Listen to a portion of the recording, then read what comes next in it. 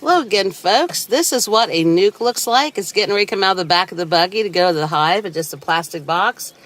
Has some screen over. You can see some bees loose on top in case they come out of the nuc. Has a slit on the side, just like a regular hive. But they're in there nice and safe. I'm allergic to bees, and I'm sitting this close to it without a suit on, so I'm not really worried. Are these Italians also, Bobby? He didn't tell me. He didn't tell you. Well, I chose Italians for him last year. They're known to be great honey makers and very docile. And you really should have a beekeeping suit on when you're installing a nuc. There's a bee. He got out. And it's going to go right back in the hole where it's trying to. All right, going to make you dizzy for just a minute. Here we go. I'm going to set the nuc there.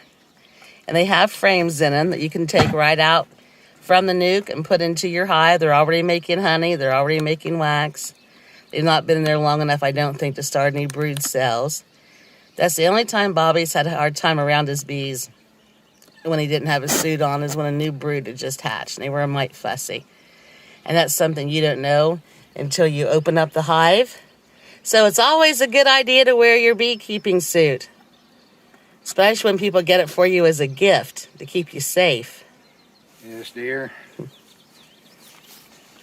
So the bees are going to get situated. They've been sitting in the shade. They had about an hour drive, so that's good. Last year was like a 3-hour drive, and they were rather agitated when they got here, and it was very hot outside. It's probably about 80 now. You want to do it in the early morning hours or early evening hours. It's a lot easier on your bees and potentially on yourself.